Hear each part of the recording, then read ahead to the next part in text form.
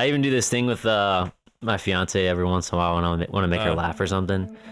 I'll be like, choke me. She'll be like, what? I'm like, choke me right now. And then she'll be like, I don't want to. And I'm like, choke me.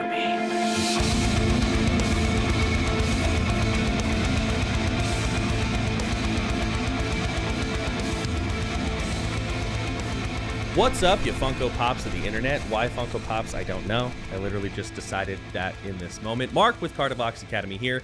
And today we're doing yet another co-reaction. Co-reaction is not really the right word because the person who's on has heard the song before, but that's the best name that we can think of. So that's the name that we're going to use. So today we are talking about Enterprise Earth, Where Dreams Are Broken. And we've actually got Dan Watson here with us. But before we bring him in, if you're new to the channel, again, my name is Mark. I'm the vocalist in 3 metal bands: Kardashev, Neverbreath, and Viramia. Kardashev being the most active, Neverbreath and Viramia, who knows what could happen. I'm also a vocal coach specializing in teaching people gritty, gurgly, guttural noises, high screams, and everything like that.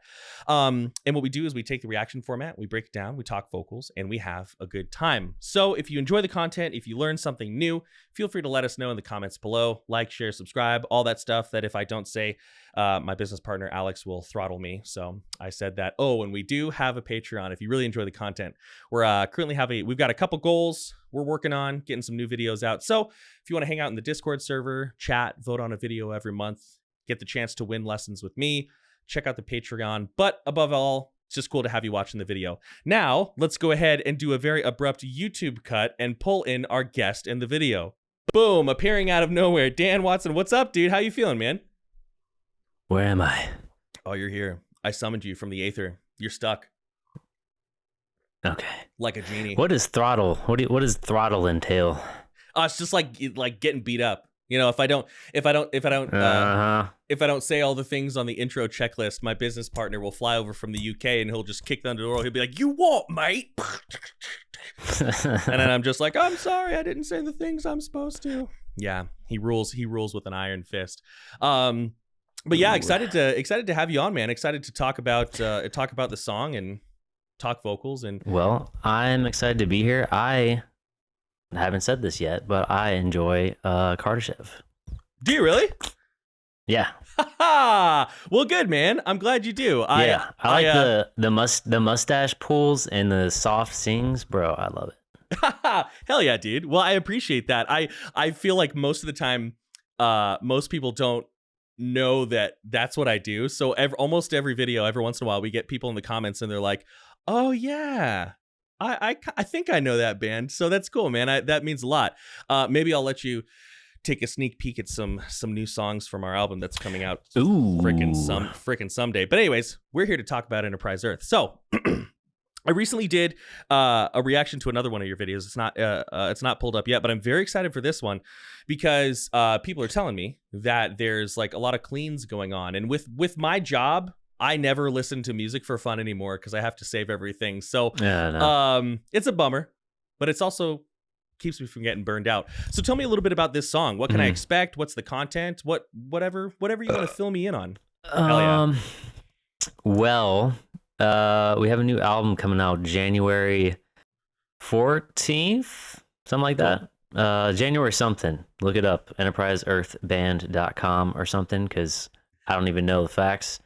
But we have an album coming out, and with this album, there's all sorts of crazy shit that we haven't done in the past, vocally and instrumentally. And so this is our first single from all this after fucking 2 years of being presumed idle, right? But yeah, so we were thinking of, like, what single should we release first? And we decided to release probably one of the shortest songs on the album, because if we just came out of nowhere with one of our 9.5-minute songs, I don't know. I mean, I'd rather do that, but same. We decided to be nice and maybe less as shocking. But apparently, people were really shocked with this one because they're like, "Oh my gosh, Dan did what?" And you guys are soft. But I don't think it's really soft at all. But anyway, I guess there's not much else to say besides most people were like, "What?" With this song, which is cool. I think it's cool. I like, because most people after a while they're just kind of like, sounds like Enterprise Earth, or you know what I mean, like what they do with Infinity Band. They're like, Oh yeah. sounds like another Thy Art song, and it's like, bro, do you not understand like what it took to do this? We're not. Yeah. Okay. Whatever.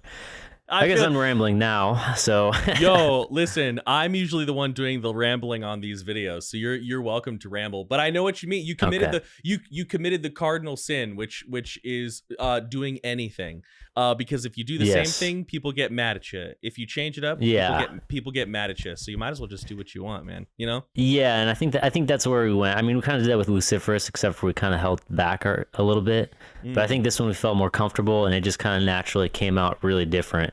And so this song, I guess, kind of like it kind of gives you a taste of a little bit of what's to come, because there's a lot of stuff that's in this song that's throughout the album, except for it's not all of it to just unload an entire different reality on people, because some of the songs are a lot different. Well, I'm stoked, man. I'm excited.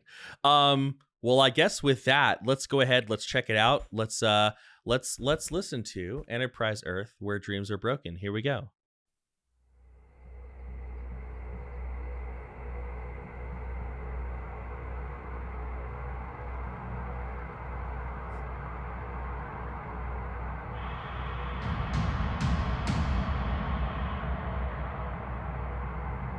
Spooky.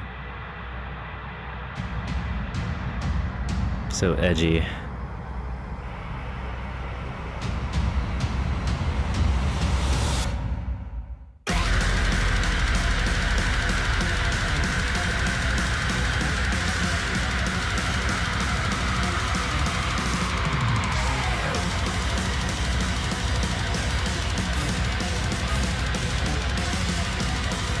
Yup.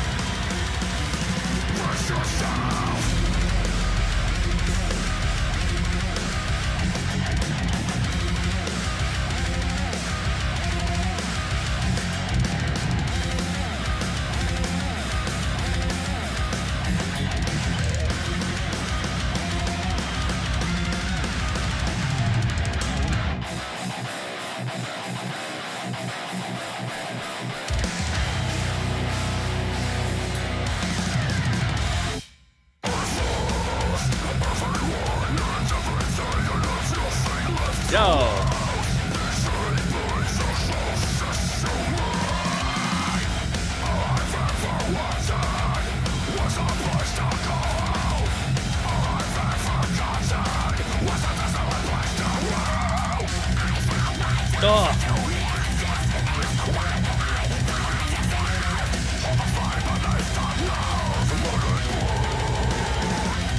All right, I'm trying to wait for a good point to pause, but the song is just like not giving me a moment because it's unrelenting aggression. But it's already Edge 100. Edge 100, dude. So already I'm hearing a lot of cool stuff. Yeah, I mean, it definitely sounds like, just to be honest, man. So when I did the reaction to your other video, I was like, I feel like, your vocals have changed a lot since like back in the Infinite Annihilator days to now. Almost to where it sounds like, and all of our voices mature and change over time. The way we do our vocals change, but it sounds like you're almost using a different type of scream.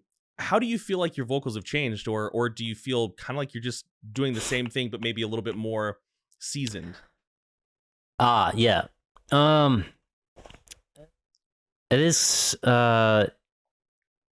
it's intentional, I guess you could say, is because I try to keep the mindset of I'm always going to be a student. I'm always going to be learning, and I'm never going to get to a point where I just know everything and I've got it down perfect. I'm always just like open and perceptive of how I could do it better. And it's not necessarily stuff that I could learn from hearing someone else describe it, or learn little things from listening to other vocalists or anything like that. I think it's mainly just the experience of knowing and feeling my own voice as it's working. And so over time, I've always tried to refine it and tried to get it cleaner. And it all just has to do with little variations in air control, how much I push, how much I force, how much I hold back, I think has been key for me. because I used to push like fucking. It's like I'm pushing Play-Doh out of one of those little star-shaped buttholes, you know. Yeah. But Yeah. but the Play-Doh's all dried out, you know. But I don't know. That's a horrible metaphor, but but I know basically, what yeah, you it's just like all mean. the little details, you know, mouth placements, everything like that, and it's all like all it takes is one little pound of pressure more in a certain spot to change how something sounds, you know. Yeah. So I think that's all it is just over time I've kind of dialed in where I want to be. Yeah. Yeah. Totally. And you know, it's interesting. We just finished up another video with Luke from Ukrainian. He was saying the same thing. He was like, over time, I have realized, and this is a realization that I had as well, that 90% of the pressure and the force that I was putting into it, I don't actually need. Like, I don't actually. Yeah, it wasn't need even necessary the whole time.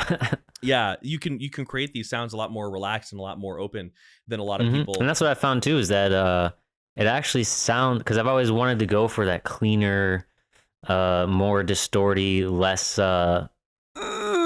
noise. Yeah. I wanted more of just that clean distortion. And I used to always think, and especially when you're starting out, you think like, oh, I just got to push harder. I got to try harder. I got to be louder. I got to go further, you know? Yeah. Always more extreme, because I guess this is the perception that you get when you hear it. Sure. But the perception of power is all in your fucking mind. It's in your mind, man. And you know, it's in your mind, bro. It's in your mind. It's cerebral. And I always remind people, and I mean, this isn't just me. Like a lot of people say this, but like our vocal style, what we do, developed in the age of microphones. Now that doesn't mean that you should not care about projection, but we like all this stuff like developed in like sweaty basements where people were punching each other, right? And where there were PAs and microphones and things. And so, you know, we're not having to fill concert halls. Like it didn't develop the same way that opera did. So it's really good to hear you say that. And I think that's going to be valuable for a lot of new vocalists that are listening, is that like the heavy push is just not necessary. Now with your vocals, you know, I know for a long time, and in many ways, even still, like people were like, Dan is the Fry guy. When it comes to Fry vocals, like Dan is the dude. And rather than freedom like, fries, free. Oh, I remember that freedom fries. God, that was goofy, dude. I'm getting old. Dude, I had a student the other day who didn't know who Sylvester Stallone was. No shade if you're watching. What? Yeah, no shade. But it's happening, man. But poor guy. One thing I'm kind of curious about. No wonder he's not did he have a problem with being motivated? No, I don't think so. Why? Because that's yeah. like the movie you watch, you know? That's what I do whenever my students tell me they didn't practice. We just watch that scene from Rocky. That's what we do, man. That's what you got to do. That's what you got to do, because otherwise, Adrian. Exactly. Exactly. Hell, what was I saying? I forgot. I got sidetracked. Oh yeah. So for a long time, people were like, you know, like Dan is the Fry guy, and you know, Fry is. The more and more I do this, the more and more I realize Fry means a lot of different things to a lot of different people, and a lot of people kind of describe it in different ways. So, I guess one thing that I'm curious about is when you're creating like even just like a simple, like nothing crazy, just like a mid, right? What does it sort of feel like to you, and how do you approach that vocal? Because one thing that maybe you do, I definitely do it, is like if I'm in the studio, right? If I'm recording, you know, they hit record, and then you know, you've got the click leading you in, and I do like some of these until it's time to actually do the vocal. How do you like approach the vocal, and what does it feel like when you're easing into it? I usually never ease into it. I just kind of like, for instance, like before a show, I actually don't do any traditional warm-ups when it comes to like you know, singing stuff. I mean, I do now when it comes to like some stuff you're gonna hear later, but for that stuff, the traditional like going through scales and stuff like that never actually helped me or saved me or do anything. So basically, what I would do is I would just do my Fry, but yeah, I would just I would go through my range, but do it with lower pressure, like almost to where it's non-existent. And then I would get comfortable, and then after that, you know, just like try to get the tones right, and then after that, I would start applying more force until I get to that nice balance. And then once I'm good to go, I'm good to go. Yeah. And if I'm not good to go, then I'm probably just fucked. And there's nothing I can do about it. I mean, hopefully that's never happened. Maybe it has. But what does that look like when you're kind of like doing these vocals at a lower pitch? Because I find what a lot of people have trouble connecting. And, you know, anybody who watches this channel knows that in my own music, I'm predominantly a false chord dude, right? Bridging the gap between the lowest version of the sound versus the projected version of the sound is one of the hardest things for people to do. So what does that sound like when you're doing it, when you're doing it at low pressure versus adding that projection over time? So low pressure has more of the, I guess, the human voice resonance in it, or the chest resonance in it. So it has like, it has more of that in it and less distortion. So it kind of sounds more like, and then I think my favorite one that really gets because it really just starts getting the distortion revving up is kind of that. It's basically a high, but it's just kind of more like witchy and ooh. I usually do that just a lot, and that'll actually just warm it up, rev it up, shake off whatever phlegm isn't supposed to be there off of it, and then I just just do that over and over. Sure. Which is more of like the.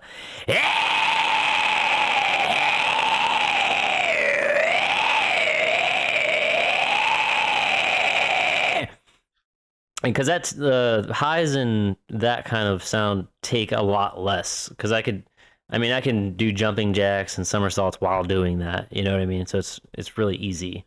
Yeah. And not as harsh. And requires a lot less air too. Way less air. Yeah, absolutely. Yeah. Fry on its own requires a lot less air, and then higher registers require a lot less air too. That's probably it does. Except for because of that, I always end up putting like a fucking 60-second scream in something, and then I'm like, oh shit. Like I was just about to say, like the beginning of this song. Now I'm not the kind of person. When I like. A lot of people sometimes get hung up on holding vocals a long time. They're like, oh, bro, you can only hold your scream for 9 seconds. You suck. And it's like, yeah. To me, like that is not the defining factor of whether or not a vocalist is good, but that it does. But it's also really impressive when it's done. Yeah, it's just like it's like a little. It's like a hammer in a tool bag, It's like, hey, that's a nice hammer. It's it's a nice hammer. That's a 5-pounder. It's a ball peen hammer. That's it. Ooh, see. And I got precision. My rivet driver, and I got my, I got a whole tool bag. But how difficult that scream at the beginning of the video? How is it very well? I mean, you've been doing this for a long time, so probably not at all. But how difficult? Maybe let me rephrase this question then. How long did it take you to be able to comfortably hold screams for that long? I think that as soon as I figured out how to do vocals, I could hold them long. Now whether they sounded good or not is a whole different story. That's true. I'm like, I can do that for a minute and a half. Yeah, you can hold that for a long time. The old baby cry. Yeah, for a long time. To get it to sound good, and then also switching between ranges and stuff like that, that's always fun to figure out. Like in our second single, during the breakdown, that's all one breath. That whole breakdown is there's like one little section of ugh, and then after that, it's like one whole just breath of you know what I'm saying? And it's like, yeah, that's how it's done, kids. That's how it's done. Hell yeah. We'll keep that in mind moving forward. Anything else you want to point out before we hop back into the tune here? No.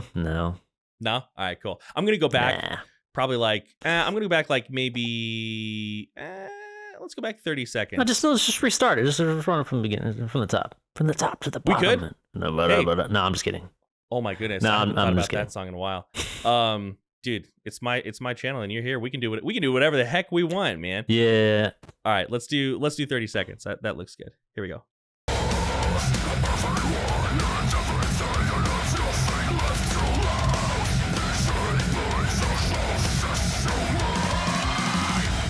Yeah.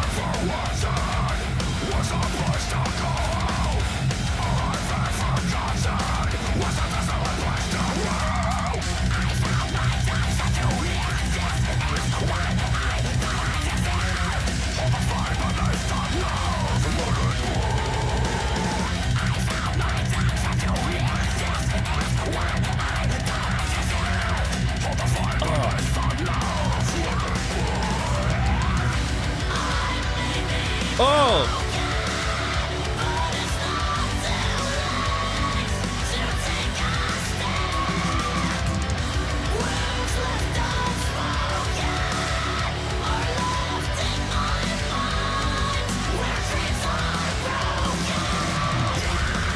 Now song. We are not gonna not talk about that. So that was wild. Moving on. Yeah, we're just gonna skip that whole part. Nobody like that part that probably everybody's watching this video for us to talk about. No, just kidding. So that was wild. That was wild. It's kind of got like Spencer Sotelo and Sam Carter somehow had a 3-person baby with Travis Ryan in a way, but in its own very unique spin. How did that vocal come about? Because you are up. I don't. Unfortunately, I don't have the ear to be like without like looking at a keyboard. I can't tell you like, oh, that was an F sharp 5 or something like that. But you were cranking up there. I mean, you definitely were in that 5th octave. Which is a hard place for people to get. How did that vocal develop? And what made you say like, yeah, this is what's right for Enterprise Earth right now? Okay, so Gabe sent me this chorus idea, which is obviously the instrumentation you hear. And man, I have this crazy high-pitched emo range, which I can't really use for anything that I like to do because I don't do that stuff, but I have it and I've always had it. Very what's that one band? What is that one band back in the day? Not the Seosin or some shit. Somebody like that. Seosin. Somebody like that. But it's like, yeah. But yeah. So I have like that range, and I never use it because there's never really any. I mean, no instrumentation I ever work with has ever been like, all right, now let's get really high and sexual. I don't know how to explain it. I just never use it. I don't know. Right. Yeah. But he sent me that, and like it was calling for that voice. Yep. But as I recorded it, and I was like, man, this is not gonna work. And so I was like, oh, why don't I just add some fry to it, and see what happens. And that ended up sounding pretty cool. And I was like, a lot of times I think something sounds good, and then I send it to the guys, and he's like, yeah, let's do something else, bro. Yeah. But they were like, yo, this is cool. This is awesome. And I was like, all right, cool. And what it is, it's like that higher range that I never use in anything, mixed with the same technique I use for like my lower singing fries, like it's basically that, except for like a whole like octave or two up. Yeah, definitely. Now, when you're creating that distortion, I hearing this, I can tell you, if you're not doing this, then I would be very surprised. But when you're adding this distortion to such a high range, do you feel, and this is more for the people watching, do you feel like you're increasing the amount of pressure in your abdomen, and you're getting downward pressure sort of on your pelvic floor, the old dump, as Melissa Cross used to like to call it, or does it feel like you're squeezing down on the throat? It's kind of like, okay, so with regular like screams, it's always dump. Like I'm always taking it. I mean, like I always have my entire rib cage expanded for basically all the vocals I do, and Bless then you. like you. literally I Yes. always walk around like a gorilla on stage, like Yeah.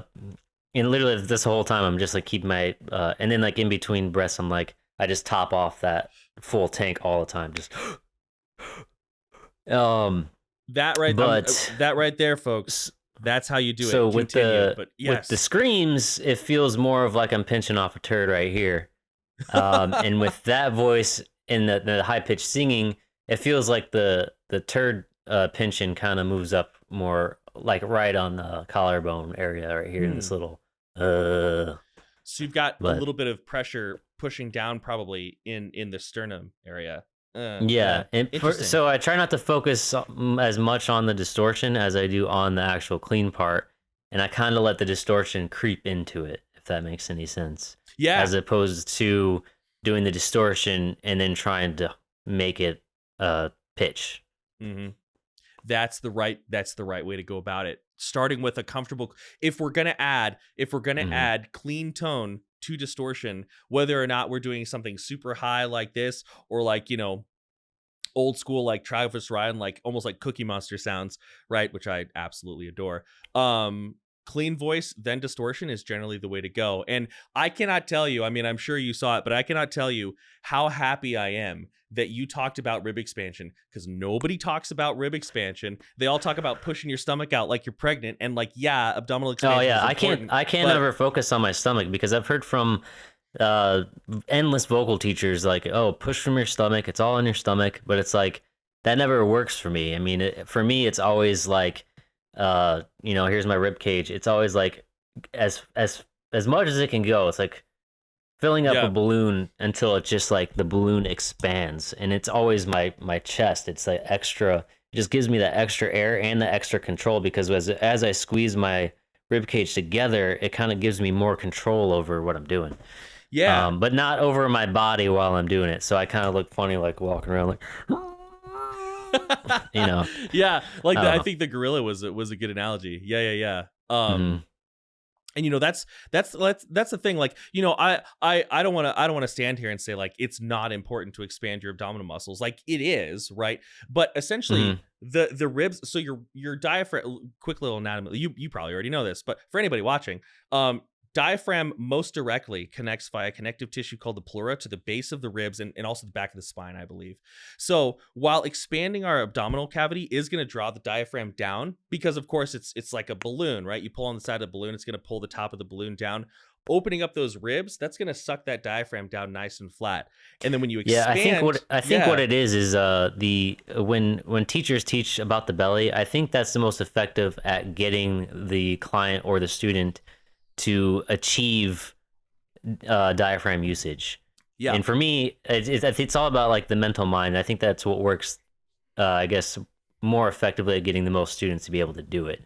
But for me, it's all about thinking about the rib cage, and if I do that, I'm good and I'm golden.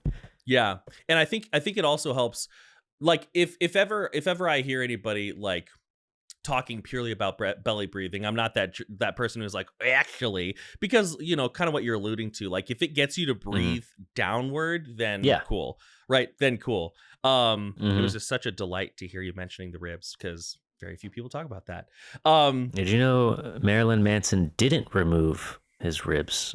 I did know that he didn't. Yeah, just a little fun fact mid-track. Carta trivia brought to you by Dan Watson himself, folks. It was all a myth. You know, the younger people watching might not know what that is. Don't Google it.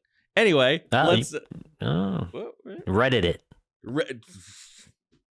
At your own discretion. I want to hear that singing again. Let's check that out. That was wild. I don't really know how far back to go. Maybe 136. Why not? It comes back later too. Oh, okay, cool. Oh shit, I spoiled it. Oh, sorry, what was that? I spoiled it. Oh, you never mind. No, it doesn't come back. We didn't know. It's all right. Here we go.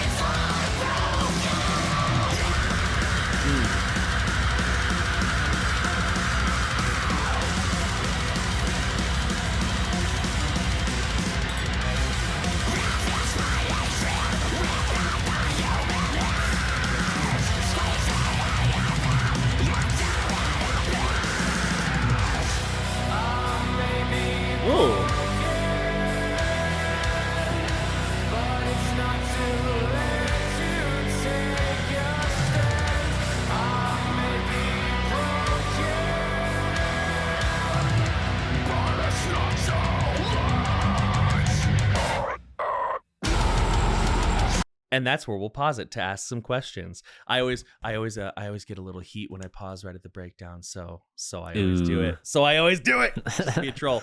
So I want to talk about highs, and I want to talk about the clean voice you did. And we'll start with highs, sure, because that's the order. So one thing, and I've talked about this before. One thing that I have found, just not with everybody, but very much overall, for most people, two of the most difficult things are to A, remove unwanted breathiness from their screams, and B, any kind of high scream. Any kind of high scream at all, just totally can be very difficult for a lot of people. Now, this is just from my experience and from talking to people and teaching and things like that.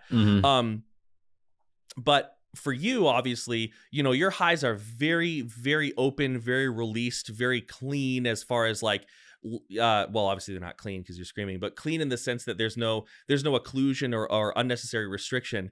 So I'm always interested in what a high vocal feels like to you, because even if two people are doing the same thing, the sensation in their body and the way that they relate to that sensation can be different. So what does it feel like to do a high scream for you in any terms? I guess the best way to describe it would be what it doesn't feel like for me. Sure. So with lows and mids, I use like these muscles in here like a lot to really pinch down my the distortion. So I pinch it down really hard, and for some reason that just makes everything vibrate slower, so I can achieve the lows. And I don't know if they like the lows and the mids kind of feel like they're coming from a different spot. I don't know how to explain it. Maybe I'm pushing something back. I don't know the mechanics behind it, but with the highs, they're the easiest for me because literally I don't have to do all that compression with my throat.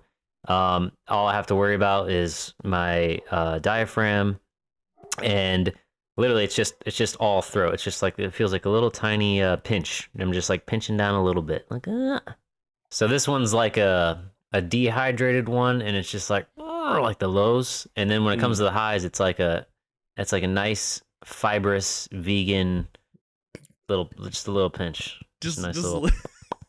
Just a little vegan pinch. Now, do you feel? Go ahead. Yeah, with the highs, for some reason, it's just always been super easy. I don't know. Yeah. It very well could be because you've got that really high singing range, right? Because a lot, maybe, yeah. Yeah, a lot. I mean, a lot of times, like one thing that I continually do this, but one thing that I kind of introduce to people is, once don't, like, if you're out there watching this and you're brand new to distortion, don't do this now. But what you can do is you can take a scream and slowly switch it with your clean voice. It sounds goofy as hell, but it'll tell you kind of where you are, right? So if I do like a mid, or that's more of a low, it's a very forward, mouthy resonance. If I do a high, it's like a really bad, it always makes my spit kind of foamy up by my tonsils, but it's like a really bad mix voice. It's like I'm trying to sing in like a mix, but it sounds more like, Chris Tucker's angry. Right? So for me, and well, for a lot of people, moving your voice from a low to a high is kind of like doing a really, really over-exaggerated register shift. What's that experience like for you if you were to try to scoop it from a low to a mid or a mid to a high? What's the experience like? Yeah, what does it feel to kind of shift? And yeah, maybe you're like, I don't know, I didn't really pay attention. That's totally a valid answer. But if you were to shift a mid to a high, what would it kind of feel like from a resonance perspective? It's a tricky question. I know I'm putting you on the spot. I'm sorry. Yeah. Is that what it is? Does it feel like you're doing similar movements when you're using distortion? Yeah. Well, yeah. There's no breaking point. For some, it's like when I do my lows, it's more, like I said, it's more like being choked, but I'm choking myself with my own my own strength, my own strength. Yeah, and then as I'm going up, I'm releasing the strength, so then my vocal cords start to flap harder.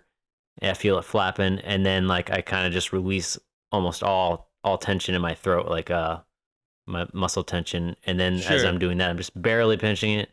So, I mean, I know it's kind of a vague and abstract question, so don't worry. yeah, because it's hard. Yeah, so what does it feel like? I don't know.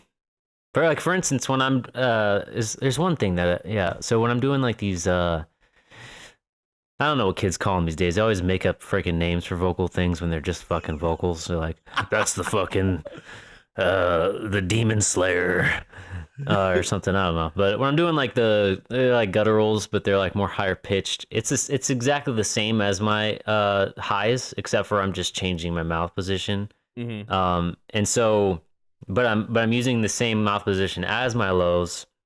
So as I'm doing my lows, I basically just change the tension in my throat to get to that guttural sound, which kind of is a step up from my low pitch up to the next pitch in my low register.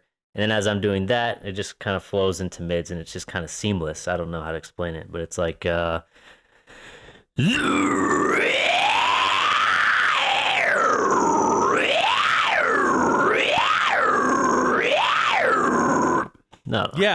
Yeah, that right there, that's just like smooth shifting from like more of a low like chesty space to a high like heady space, and that's that smoothness that you're describing. That's pretty much exactly that. One last thing I want to ask you, and then I guess we can listen to more of the song here. Is you're talking about like this choked feeling, and of course, you know, me being me and doing what I do, I'm like, what do you mean, right? Because like when I do it, I definitely feel like I'm closing off the airflow right about I got like 3 screens to which way do I turn? This way. I'm closing off the airflow here, right?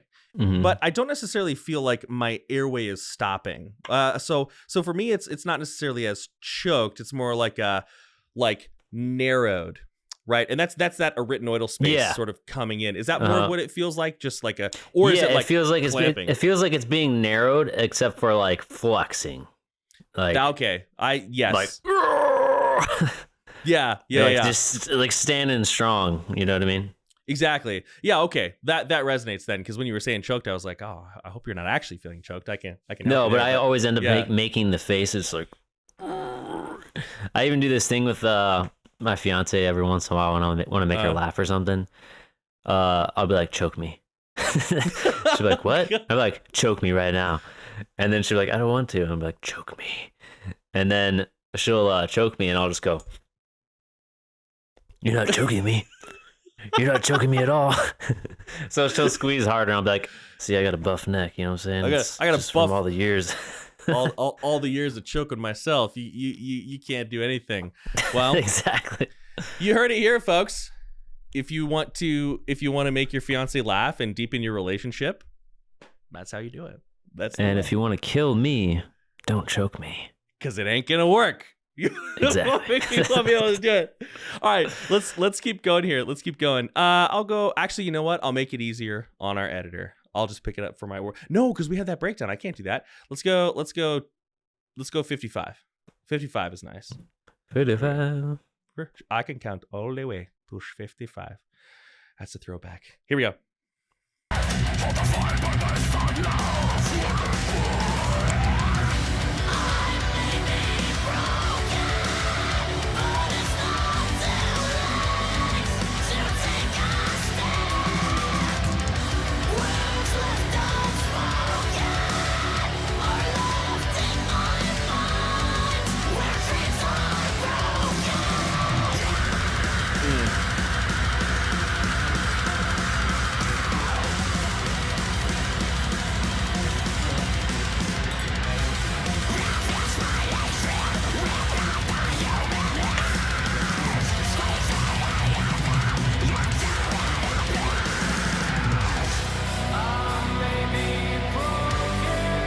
Oh yeah.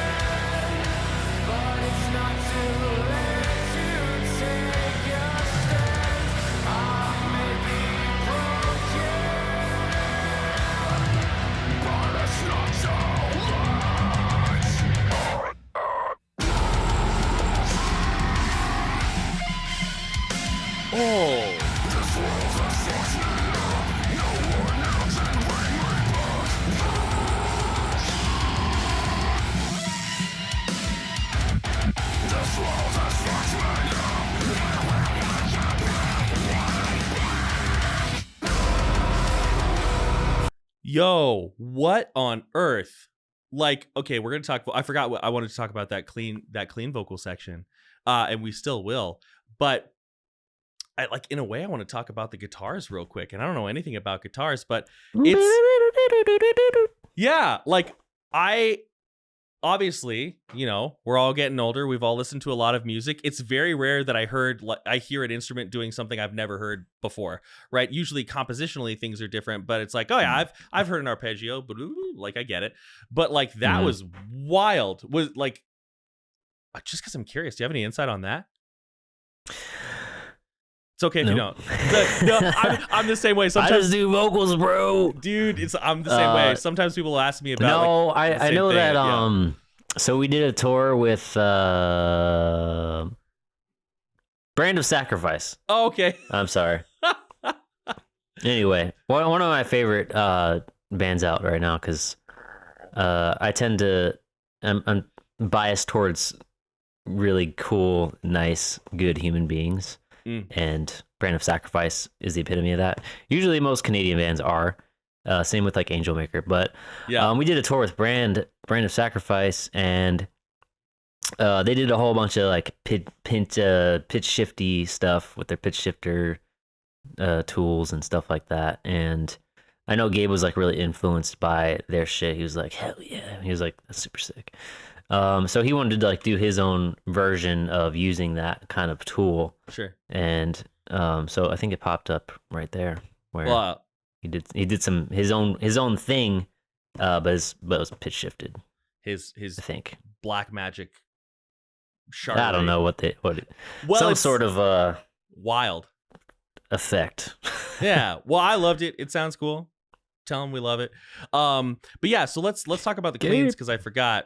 And then I want to talk about a specific vocal. We'll probably listen to it again. So your cleans there, obviously you've dropped them down a little bit. You've almost got like, and two words. Oh, 2 words. Okay. Billy Ray Cyrus. I was gonna say you've got that's 4 words, by the way. Sorry. But yeah. Actually, that's 3. Is it 3? Whoops, we both did our math wrong. But I was gonna say it's got like kind of a country singing vibe, a folky vibe. It even kind of reminded me, hopefully this is okay to say, kind of reminded me a little bit of like less toned back Godsmack a little bit, like just a little bit. See, I was nervous about that because some people that's like not a nice thing to say, but I think it's a nice thing to say. It is a nice thing to say. I think the first is stand alone. Yeah, like that's a good song, man. So it had a little song. bit of that, like fucking voodoo, bro. Yeah, dude, that was an era, man. That was an era. No, oh yeah, it was. Yeah. We'll never get that back. No. But yeah. So for that, all I can say without spoiling it is just that little part right there, and what you said with Godsmack and stuff like that. I think that's a nice little kind of precursor to some stuff that's coming on down the line when it comes to new material. Okay, cool. Well, yeah. So here are the keywords here: Godsmack, Billy, 2 words, Billy Ray Cyrus, and an era that we all miss. Yeah, that's it. Now, I actually want to listen to this section again because there's this one scream and I kind of want to remember it. It's almost like you're doing it through grit teeth. I'm going to put us back. That's the singing. Let's go like right here. And then we're going to listen to this section because it slaps in and of itself. And there's a specific it karate chops, bro. It karate chops. And then we're going to talk about it because there's this one sound that you make that I want to hear again and talk about. So here we go.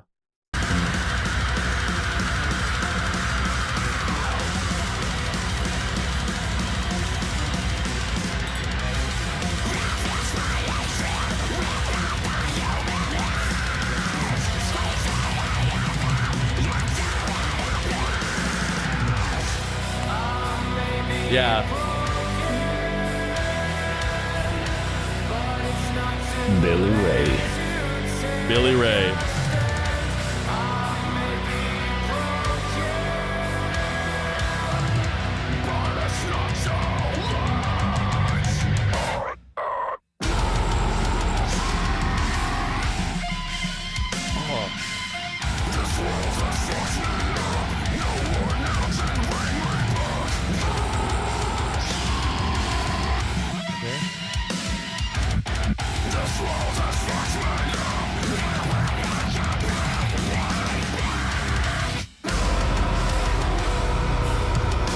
Oh. Yeah, so there was this section where you were like it sounded like you were almost like doing just a quick little guttural through gritted teeth. Did I hear that right, or am I crazy? Correct. That's a cool sound, man, and that's kind of hard to do because it really builds up a lot of pressure in the mouth. Yeah, because that's one of the things where I'm not just flexing my neck. I'm doing like a whole like. It gives me like a little cramp right here. Oh, careful with that then. Don't. Also, if you notice too, Gabe was doing his Motorhead vocals in the background. He's like, broken. Yeah, I heard a little bit of that. So, girl. It's Ace of Spades. You gotta say Ace of Spades. The Ace of Spades. Yeah, because Gabe has this very Lenny sounding Lemmy sounding vocals, and so he does a bunch of background vocals in songs, and it just fits right in there. He's even got a cool little chorus in one of the songs. Oh hell yeah! I keep calling it little, but it's not little. It's fucking massive and epic. you're building the suspense so that when it hits it punches. Yes, yeah. They think it's gonna be little, but it's not. No. Now with that like kind of gritted teeth sound and a lot of the stuff that you're doing in there, I guess like one thing that I'm always interested in, because honestly for me this part is pretty tough sometimes. You know, your bandmates will send you a song and you listen to it and you're like, how the hell, like what? Like I have to come up with cool stuff to do here. So what's kind of your methodology? Like how do you go about it? Do you have like a really like rigid set way of doing it, or do you just kind of put the song on, pace around your room, kind of play around with sounds that sound good and write it that way? How do you come up with all these weird things to happen in sections like this? It's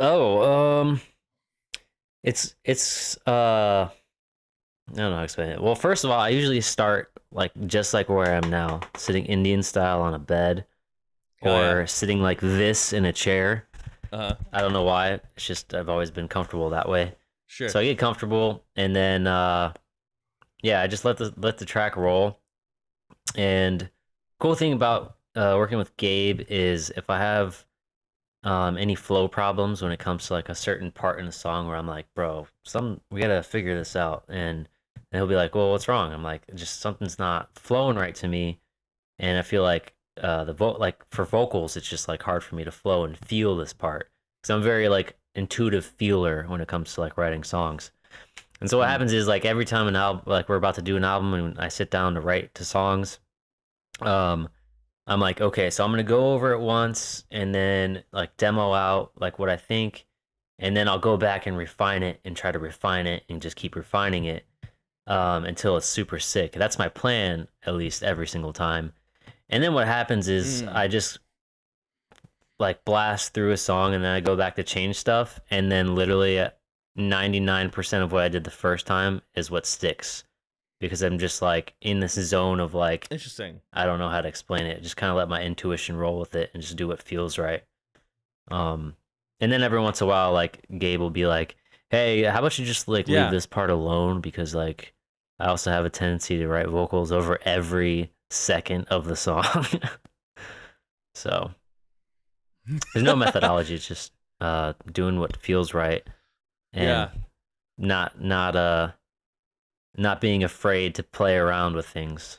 Sure. Yeah, most definitely. It's so interesting how some people, they have like a really set like these are the steps that I go in, and other people I'm a little bit more like you, where you just kind of roll the song and you see what feels natural. And then I free spirit. Sometimes I do. Yeah, you gotta build your wings while you're falling, man. That's how this works. That's exactly how this works. Let's go ahead. Let's jump back in. Let's pick up from right here, and let's keep going.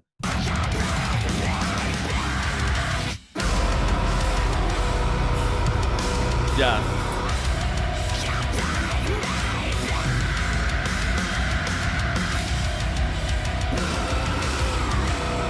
Cool.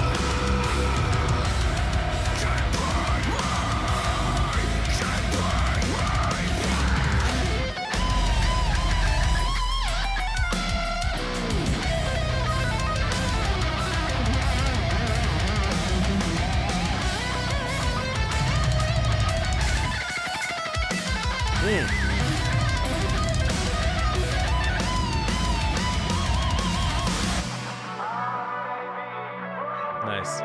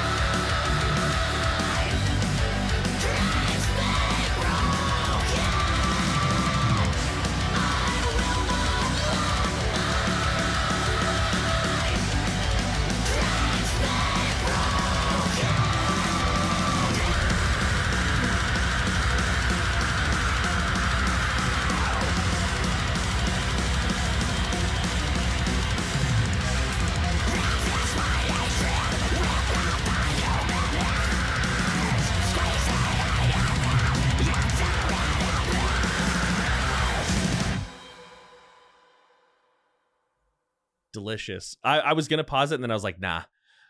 Let's just see the outro of the song. In my opinion, well, for the way that I listen, I always find the outro to be like the most impactful part of the song. So I was like, you know what, I'm not gonna mess with the outro. But dude, that was not what I was expecting, but it sounds really cool. And you know, had we known each other and you've been like, yeah, I'm gonna try this like vocal thing in this section, I'd have been like, go for it. But in the back of my head, I'd have been like, I don't know about that, bro. But good luck, buddy. But it works. Like it really does work. It has like a really cool vibe.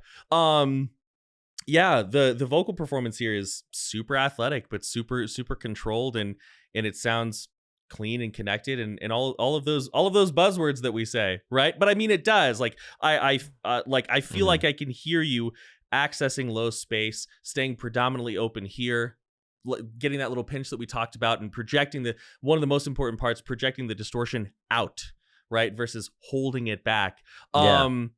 Anything else you want to point out or mention or anything like that I may have missed, or you just want to bring some attention to? No. I do want to say thanks because it makes me feel nice when you say nice things. Well, yeah, you're welcome. Not really. I think it. I don't know. This song was definitely like something that the band, when we wrote it, we all kind of put in things that we are all fans of, and I feel like this is kind of like our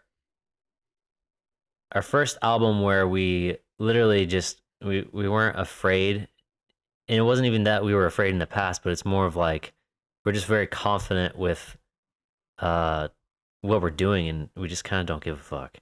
And so I mean, I knew kids were gonna be like, oh, there's cleans and all that sounds emo and like all that fun corny stuff. You know, but for me, it's just all about being free. You know what I mean? I don't want to be a monkey in a cage with all the fans being like, dance monkey. You know what I mean?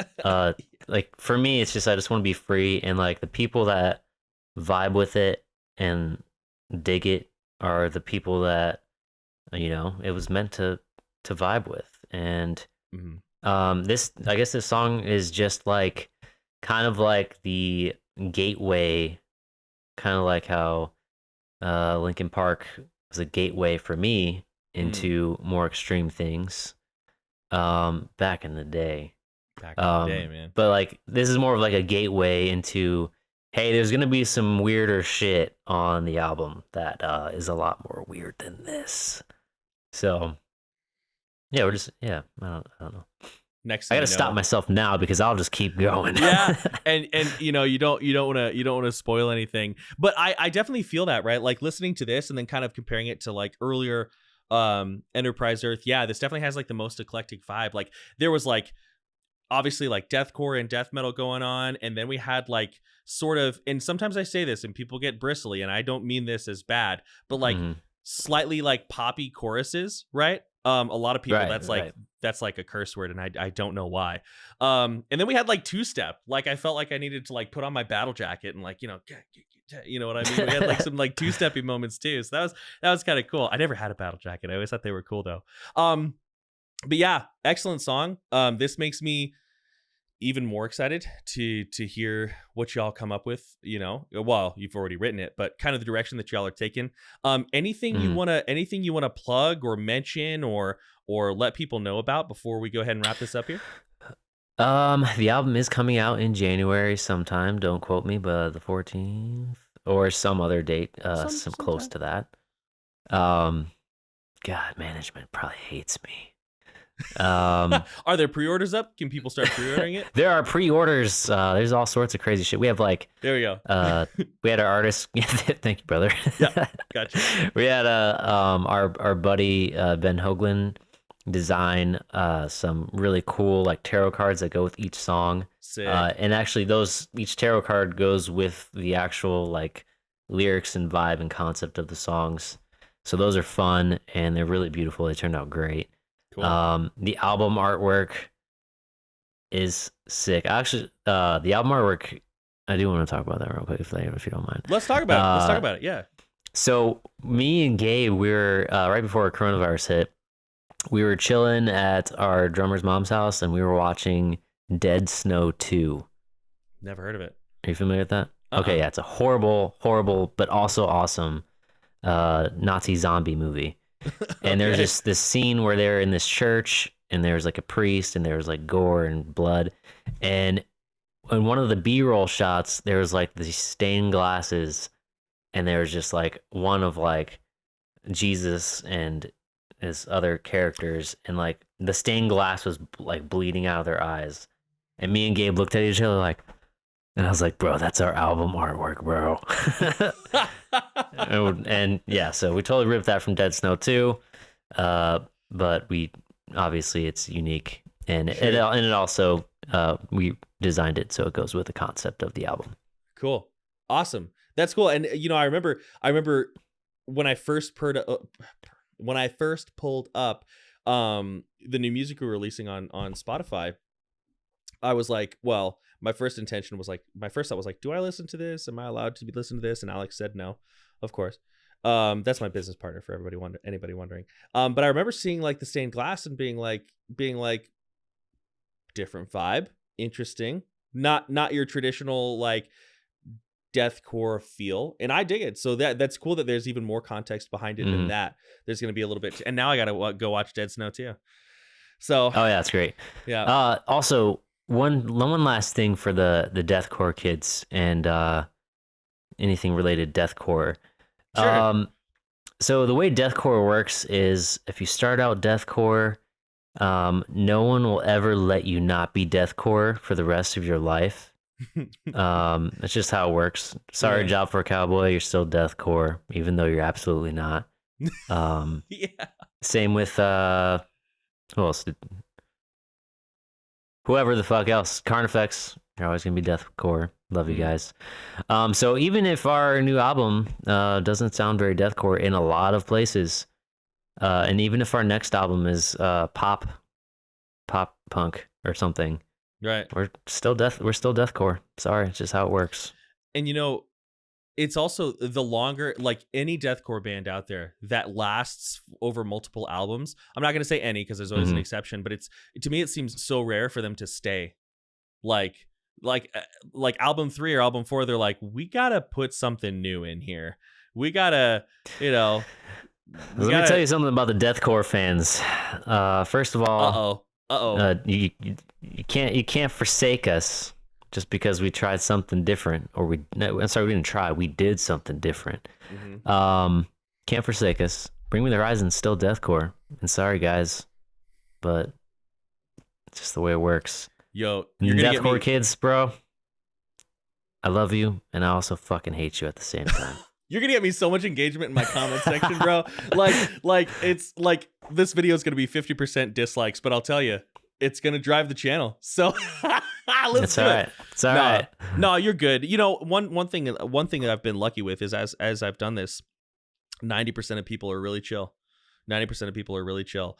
And you know, I think a lot of people would understand that, you know, sometimes when you're writing music and people treat you like a vending machine, it can be a little frustrating, right? They're just like, Yeah, and for me, it's genres and stuff like that. I think it's a good way to find similar artists and music and vibes that you like. But as far as that goes, I think debating what genre a band is only confines the band to doing the same album over and over, and so that's just never realistic. And sometimes it is, and damn, some bands have been doing the same thing for fucking 30 years.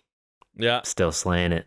still doing it. But This is a deep rambling topic, and I'll get in trouble. So yeah, I'll just end it right there. I'll stop myself right there.